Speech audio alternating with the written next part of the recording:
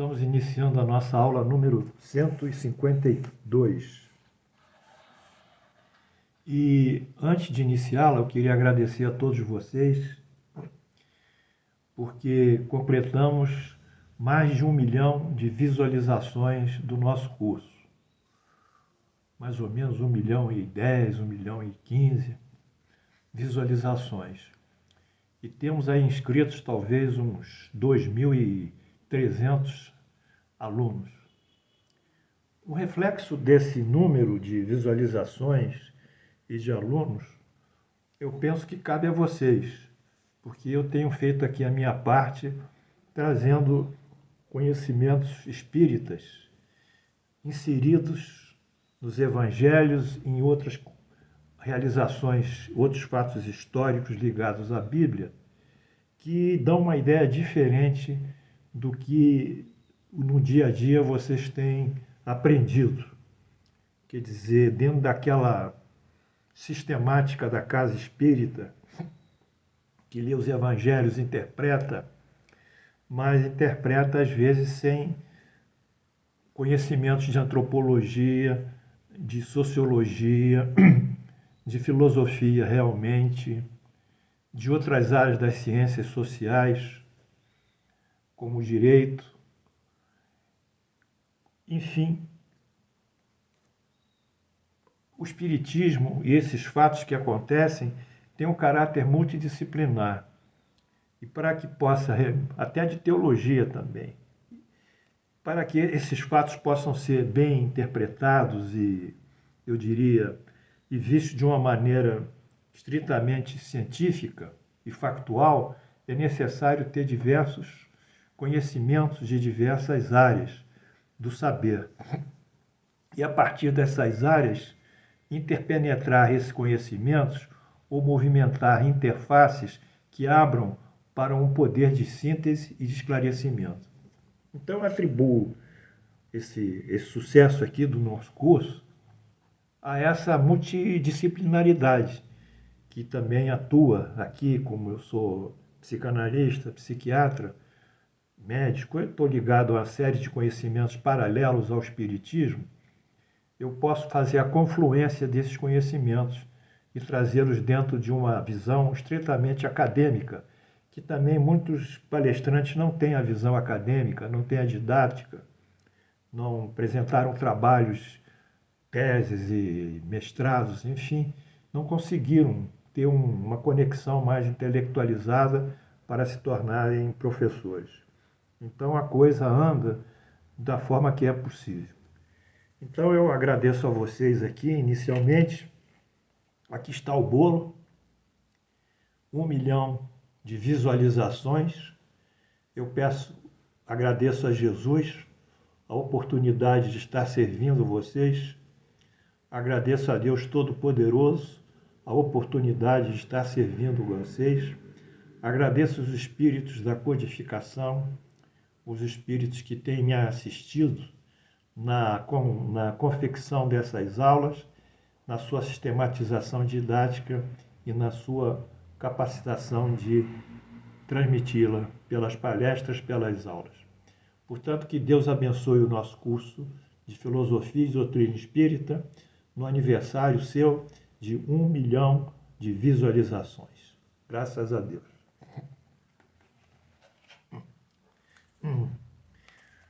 O ponto de hoje, nessa aula 152, é uma coisa também, para mim, pessoalmente, como estudioso, é uma coisa extraordinária. É a visão de Saulo e Paulo da doutrina espírita sobre a missão que Paulo tem na escolha de gêneros e de provas. Na aula anterior, nós estudamos o que a doutrina propõe como gênero de provas reencarnatórias. Estudamos isso. Ou seja, quando o indivíduo está na área, no mundo espiritual, ele dialoga e mantém entendimento com seus superiores sobre a melhor forma de reencarnar e sobre as melhores provas que o capacitarão a subir, a evoluir, a progredir. Então, nesse entendimento, são fixados o sexo, a organização psicológica e orgânica, a nacionalidade, a constelação familiar, o nível socioeconômico do indivíduo, o nível de instrução, capacidade, escolaridade, a profissão e o propósito de vida ou missão. Isso é feito lá em cima. Então, é traçado. Então, nesse caso, nós vamos observar que Paulo recebeu todos esses aparelhamentos para se tornar um grande divulgador dos evangelhos.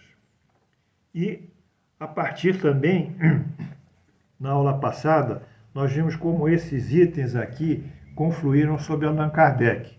E tivemos aqui um diálogo de Allan Kardec com o Espírito da Verdade, no texto A Minha Missão, que consta de obras póstumas. Então, vamos analisar São Paulo, à luz da doutrina espírita. Vocês já viram que coisa extraordinária? À luz do processo reencarnatório, à luz da escolha de provas, do gênero de provas. Que coisa extraordinária, sem misticismo, sem religiosidade radicalizada. A doutrina espírita é rica em informações e ensinamentos sobre a construção do destino dos homens por si mesmos. O destino, de forma geral, é consequência do livre-arbítrio e sua interação com as leis divinas, particularmente a lei da causa e efeito. Tudo dependendo da regulação e equacionamento das leis divinas. Portanto, se nós traçarmos o destino sinteticamente, a gente tem que ter um vetor aqui, que é o livre-arbítrio do indivíduo, que é a lei da causa e efeito, que reagirá sobre seu livre-arbítrio, e isso fará uma síntese que dará as provas que o indivíduo vai passar, ou que ele passa, e o seu próprio destino. E, paralelamente a tudo isso, as leis divinas regulam esses fatos. Então, o livre-arbítrio, o destino não é uma coisa uma fatalidade. O destino é o exercício do livre-arbítrio frente das leis da causa e efeito. Isso é, se pudesse botar uma força de livre-arbítrio, outra força aqui, a lei da causa e efeito, e fizéssemos a resultante dessas duas forças, teríamos então que é o próprio destino. Então, o destino se modifica de acordo com as opções do próprio indivíduo.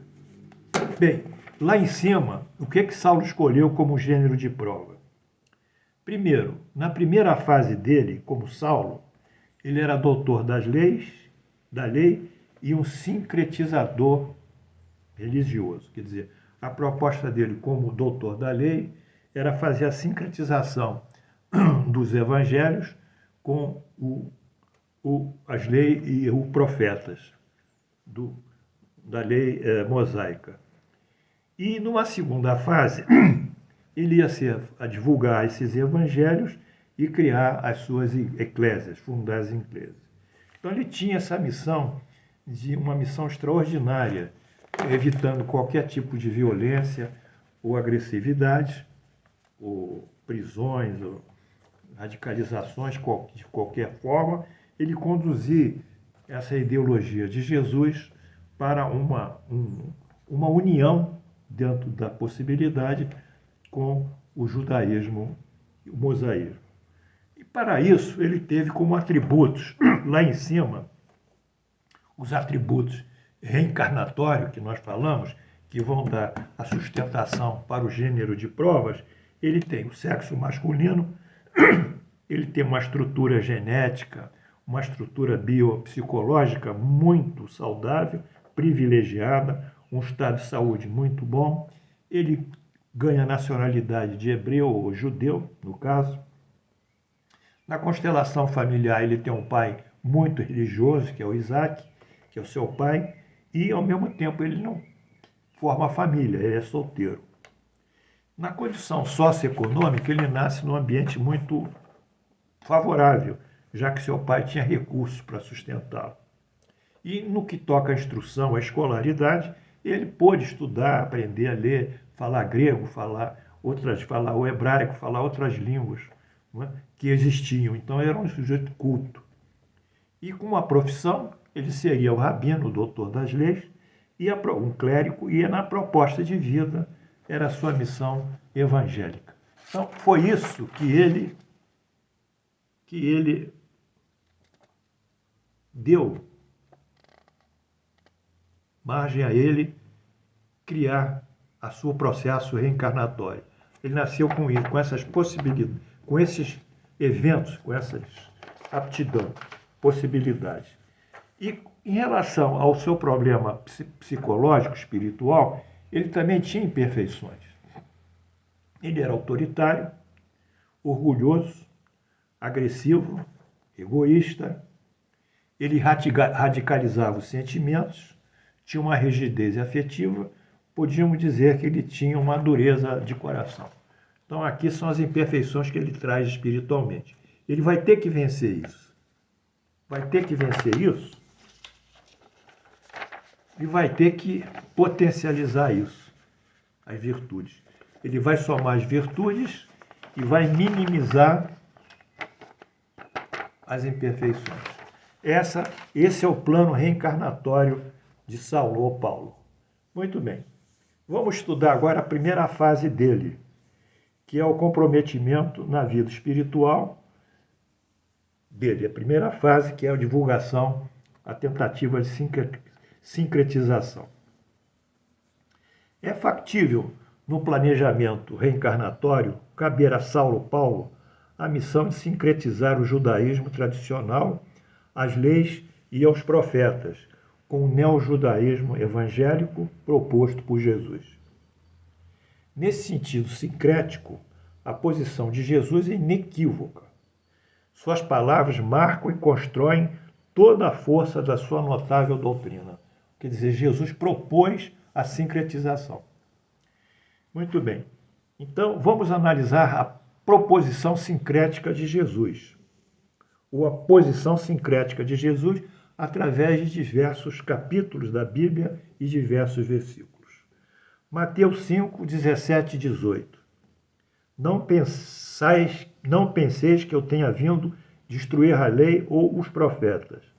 Eu não vim destruí-los, mas cumpri-los, porquanto eu vos digo, em verdade, que o céu e a terra não passarão, sem que se cumpra perfeitamente tudo o que está na lei, até o último iota e até o último ponto.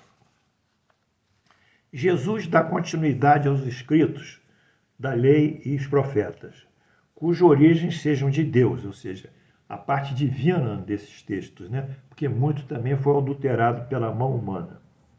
Em nada reforma, nada acrescenta, nada exclui. Respeita-os na integralidade. Afirma, deverão ser cumpridos de todas as suas determinações. Essa é a primeira proposta de Jesus. João 5, 45, 47. Não penseis que eu vos acusarei perante o Pai.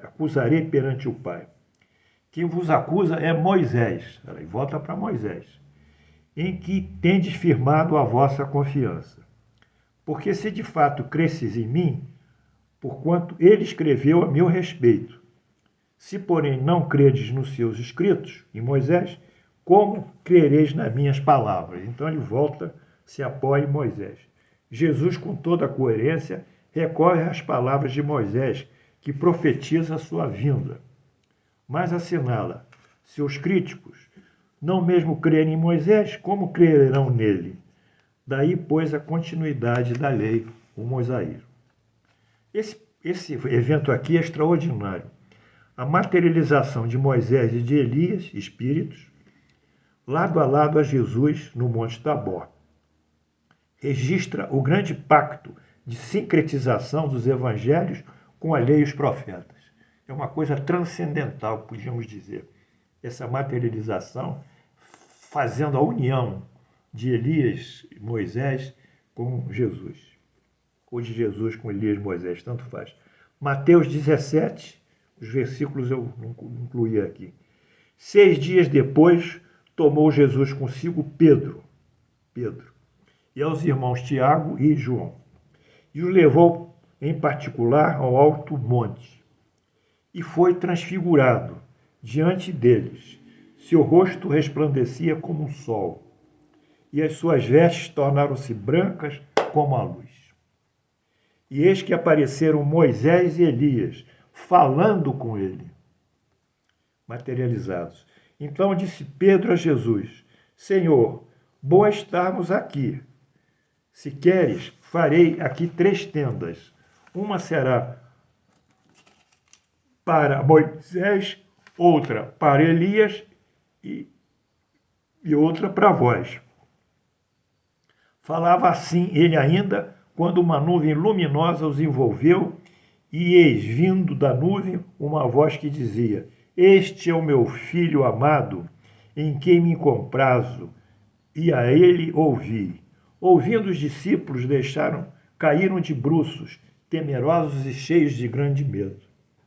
Então, essa passagem aqui, a materialização do Tabor, é tão extraordinária, porque ela transcenda, ela une o céu e a terra nesse pacto de sincretização que Deus propôs através desses seus enviados. Quer dizer, mas no caso aqui, Paulo não conseguiu fazer isso. Nós vamos ver que essa sincretização vai se tornar possível com o advento do Espiritismo. Mas, por enquanto, nós estamos vendo que esses fatos existem. Então, o processo de sincretização é aceito por Jesus. Se ele era aceito por Jesus, Paulo, lá no mundo espiritual, tinha consciência disso, devia caminhar nesse sentido. Mas, na primeira fase dele, não caminhou. O segundo fato, a identidade judaica de Jesus e a profetização de Jesus ser o Messias. Quer dizer, outro problema surge. Jesus é judeu, mas isso foi negado também. Foi negado. Foi negado essa identidade dele pelos próprios israelitas, que rejeitaram o Messias. E foram também negadas essa identidade pelos próprios seguidores mais tarde, nos anos avançados, né, no primeiro século, ou nos anos 50 após a morte, quando foram desfigurando Jesus e tornando o indivíduo cristão. Mas o cristianismo só poderia existir em decorrência da pré-existência do judaísmo. Jesus, já era judeu. Então vamos lá, Deuteronômio 18, 15, 16, 18. O Senhor teu Deus te suscitará um profeta no meio de ti. Suscitará um profeta. De teus irmãos semelhantes a mim, e a ele ouvirás. Vai vir um profeta. Segundo tudo que pediste do Senhor, teu Deus, em Horebe, que é o sinônimo de Sinai, quando reunido o povo, não ouvireis mais a voz do Senhor, meu Deus, nem mais verei este fogo para que morra.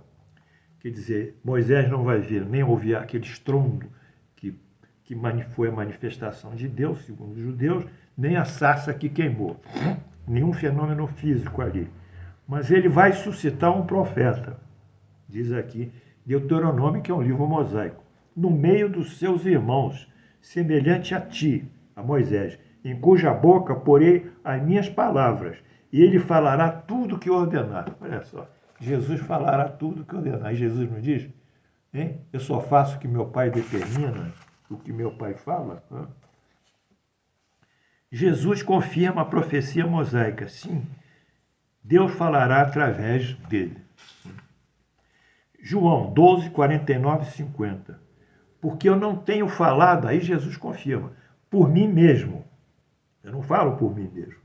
Aqui, segundo o Deuteronômio mosaico. Eu não falo por mim mesmo.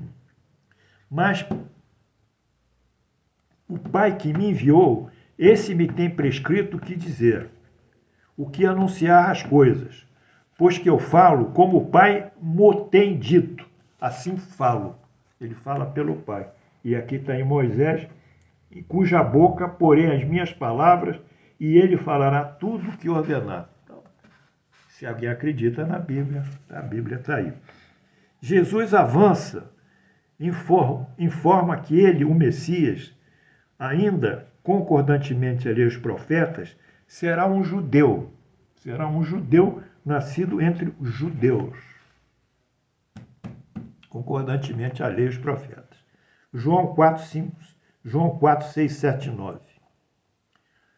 Diálogo com a mulher samaritana. Os samaritanos eram uma seita dissidente do judaísmo. Estava ali a fonte de Jacó.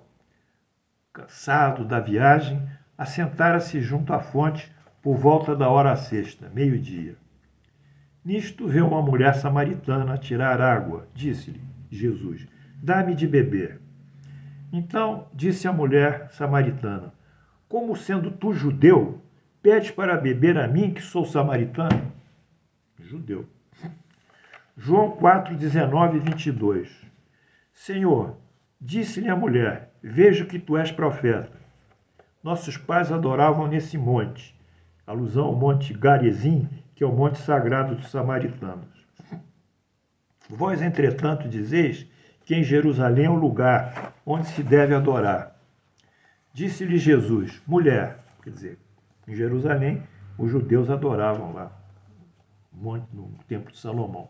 Disse-lhe Jesus: mulher, podes crer que a hora vem quando nem neste monte, Garazim, nem em Jerusalém adorareis o Pai. Vós adorareis o que não conheceis. Nós adoramos o que nós conhecemos, porque a salvação vem dos judeus, de Jesus. Lucas 9, 52, 53. Enviou mensageiros que o antecedessem. Indo eles entraram numa aldeia de samaritanos. Jesus enviou mensageiros que antecedessem e eles entraram numa aldeia de samaritanos. Os samaritanos não se dão com os judeus. Isto para preparar a sua pousada, mas não receberam, porque, diz a Bíblia aqui, porque o aspecto deles era de quem decisivamente ia para Jerusalém. Isso alterado. O aspecto dele eram os judeus, eles eram judeus, mas a Bíblia torce de o aspecto deles era de que aspecto? Romanos, persas, egípcios, não iam para Jerusalém, né? Para não chamá-los de judeus, o texto é alterado. Aspecto de quem ia para Jerusalém. Ora, quem ia eram os judeus. Se fossem persas, egípcios, gregos e outros, não haveria nenhum impedimento. Pelo contrário, até os samaritanos receberiam bem esses persas, esses egípcios. A Bíblia também torce. Em acréscimo, Jesus pede para seus discípulos privilegiarem os judeus também em suas pregações. Isto em razão de já esperarem o Messias de acordo com as Escrituras. Além do que, serem monoteístas e de terem o conhecimento da lei de Moisés e dos profetas. Era um território espiritual mais sensível ao Evangelho. Então, Jesus, no início, ele manda pregar entre os próprios judeus, não nos gentios, porque era um território propício, né? Já que os judeus eram monoteístas, já tinham um conhecimento religioso muito maior que dos pagãos, que iam começar do zero. Mateus 10, 5.7. A esses 12, os apóstolos, Jesus enviou depois de lhe ter dado as seguintes instruções: não procurei os gentios, nem entrei nas cidades dos samaritanos. Porque os samaritanos o quê? Rejeitavam os judeus, né? Já vimos isso. E diante as ovelhas perdidas da casa de Israel, são judeus. E nos lugares que estiverdes presentes, pregai dizendo: está próximo o reino dos céus. Muito bem. Então, nessa aula de hoje, nós fizemos aqui uma retrospectiva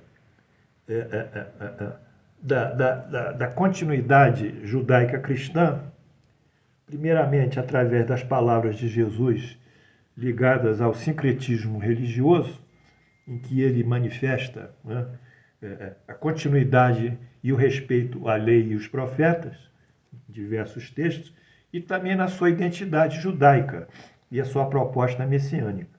Então não há como promover a ruptura de Jesus diferenciando ele antes ou depois. Não existe. Isso foi o homem que fez, né? Na realidade, esse processo de evolução espiritual que os judeus tinham que passar, ele teria então essa adesão de Jesus e, na realidade, fundaria uma grande religião, uma grande manifestação, que seria a religião judaico-cristã. Não seriam os judeus de um lado e os cristãos do outro, né? Mas tudo isso fez parte da história religiosa e nós temos que entender que isso é história religiosa, isso faz parte do pensamento humano, isso não é um milagre que caiu do céu, não é um fenômeno extraordinário, não é um fantástico, não é um sobrenatural, não é uma graça, não é nada assim que cai de repente como um meteoro, é a história do homem, a história da evolução religiosa do homem, a história da aproximação do homem de Deus, né? Esse movimento, esforço secular para começar a se modificar moralmente e tomar ações prevalentemente ligadas ao bem. Então nós terminamos a aula de hoje, mais uma vez aqui, 1 milhão de visualizações, 2.300 e poucos inscritos, tudo isso dedicado a quem? A vocês, meus alunos, e lá em cima aos nossos mestres maiores. Que Deus nos abençoe. Parabéns ao curso de Filosofia Espírita.